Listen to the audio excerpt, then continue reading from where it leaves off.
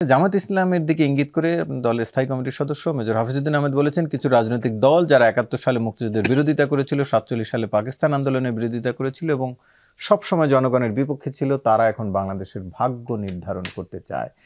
জামায়াতকে নিয়ে আসলে বিএনপির এই কথাগুলো একটু বেমানান লাগে কিনা? কারণ জামাতের রাজনীতি শুরু থেকে শুরু করে এতদিন পর্যন্ত পাশে নিয়ে বিএনপি রাজপথে চলেছে, সেই জামাতকে নিয়ে আবার এই মন্তব্য একটু কেমন কেমন শোনায় কিনা?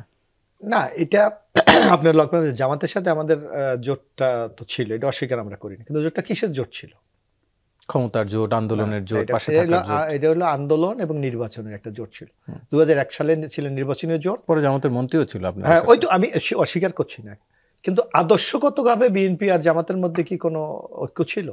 সেটা আলাদা, কখনো ছিল না। কারণ বিএনপির একটা আলাদা আইডিওলজি আছে, জামাতের একটা আলাদা আইডিওলজি আছে। কিন্তু আমরা এক হয়েছিলাম কেন? যে একটা বড় ফেসিস্টকে সরাবার জন্য। যেভাবে শেখ হাসিনা প্রশাসনকে, যেভাবে মানুষের কণ্ঠকে রতুন গণতন্ত্রকে হত্যা করে একটা দৈত্যের মতো বাংলাদেশের রাষ্ট্রীয় ক্ষমতা বসেছিল, এই জায়গা থেকে উত্তরণের জন্য তখন কে শত্রু মিত্র, কে আদর্শের মিল আছে না, সেটা কিন্তু আমরা সেটা তো এখন আগে থেকেই তো আপনারা একসাথে। কিন্তু এখন দেখবেন যে যখন 5ই আগস্টের পর, তখন রাজনৈতিক দলগুলি কিন্তু নিজেদের পরিকল্পনা মতো নিজেরা আগাচ্ছে। সেক্ষেত্রে এখন দেখেন বিএনপির সাথে জামাতের জোট নেই, এখন স্পষ্ট আমরা কিন্তু বেরিয়ে জামাত নাই বা আমরা জোটের সাথে নেই। সুতরাং এখন জামাত হয়তো মনে করে যে বিএনপির কারণে আমি হয়তো খুব ভালো একটা রেজাল্ট নির্বাচনে করতে পারবো না, অথবা বিএনপি মনে করতেছে জামাতকে নিয়ে আমি কেন আলাদা একটা তকমা আমি এখন নিতে যাবো, কারণ এখন তো সেই মূল দত্তটা বাংলাদেশের রাষ্ট্রীয় ক্ষমতায় নাই, আওয়ামী লীগ যেটিকে আমরা করি।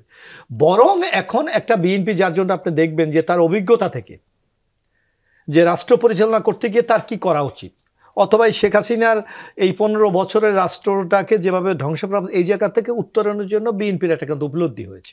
সেখান থেকে বিএনপি রাষ্ট্র মেরামতের জন্য আগামী দিনের 31 দফা একটা কর্মসূচি দিয়েছে এবং বিএনপি বিশ্বাস করে, মনে করে এটা যদি আমরা বাস্তবায়ন করতে পারি, তাহলে বাংলাদেশে একটা গণমানুষের রাজনীতি, গণমানুষের দেশ, সবার জন্য একটা বাংলাদেশ আপনি তৈরি করতে পারবেন। এই ক্ষেত্রে হয়তো জামাতের সাথে, এবং জামাত মনে করছে, আমি যেটা মনে করছি, বিএনপির আমাদের যেটা মনে হচ্ছে, জামাত হয়তো মনে করছে বিএনপির এবং আমাদের যে পরিসংখ্যানগুলি যে কথাগুলি বলে, আপনি দেখেন 91 সালে বিএনপির সাথে তারা একটা জোটের মতো করে তারা কিন্তু 18টা সিট পেয়েছিলেন। আবার যখন বিএনপি ছেড়ে দিয়ে 1996 ইলেকশন করে মাত্র 3টে আসন পেয়েছিলেন, আবার 2001 করে আবার 17টা আসন পেয়েছিলেন। সুতরাং তারা এখন হয়তো হিসাব নিকাশ করে দেখছে, যদি বিএনপির বাইরে ইলেকশন করে রেজাল্টটা কি হবে, এটা নিয়েও তারা একটা সন্দেহ, যার জন্য বিএনপিকে একটা মেলাইন করার জন্য তারা যেমন বক্তব্য দেয়, আর বিএনপির কিন্তু কিছু বেসিক স্ট্রাকচারে বিএনপি কিন্তু কখনো আপোষ করেনি। আপনি দেখবেন সেটা হল আমাদের স্বাধীনতার ঘোষণা, আমাদের মুক্তিযুদ্ধ, আমাদের একটা অসাম্প্রদায়িক বাংলাদেশ, এই ক্ষেত্রে কিন্তু বিএনপি কখনো আপোষ করেনি। সুতরাং যখন কেউ যদি এই আমাদের এই মূল আদর্শ, মূল আকর্ষণ, মূল স্পিরিট যেটা, তার উপর আঘাত করতে গেলে বিএনপি কিন্তু প্রতিবাদ জানি আছে। কিন্তু জামাত তো এখন এটা নিয়ে আঘাত করতে আসেনি, অনেক জায়গা বলছে। যেমন আপনি মনে আছে যে 5 তারিখ পর বিএনপি জামাত 71 নিয়ে প্রশ্ন করেছিল, বিএনপি কিন্তু সরাসরি এর প্রতিবাদ করেছে। তখন আমাদের সাথে জোট আছে কি না আছে, বা আমাদের সাথে পূর্বের সময়, এটা কিন্তু বিএনপি হিসাব করেনি। বিএনপি বলেছে মুক্তিযুদ্ধ নিয়ে কোনো হবে। আজকে দেখেন 72 সংবিধান নিয়ে যাকে প্রশ্ন তুলেছে, বিএনপি সরাসরি কিন্তু বলেছে না, এটা মুক্তিযুদ্ধের মাধ্যমে অর্জিত সংবিধান, এটাকে আপনি এইভাবে করতে পারেন না। তারপর আরেকটা দেখবেন যে জামাত ওই সময় মানে আমরা 71কে মেলাইন করার জন্য তারা কিন্তু 47কে নিয়ে এসেছে, তারা 24কে নিয়ে এসেছে। একটার এক একটা বৈশিষ্ট্য আছে। 47 একটা প্রেক্ষাপট হয়েছিল, সেটা তো এনসিপিও বলছে, 71 একটা প্রেক্ষাপট হয়েছিল, আবার 24-এর আলাদা একটা আবেদন আছে। সুতরাং আপনাকে যার যার মর্যাদা দিয়ে কিন্তু আপনাকে জাতিটাকে এগিয়ে নিয়ে যেতে হবে। যার জন্য বিএনপির বক্তব্য স্পষ্ট যে আগামী দিনে বাংলাদেশটাকে গড়ার জন্য আমরা কিছু কর্মসূচি দিয়েছি।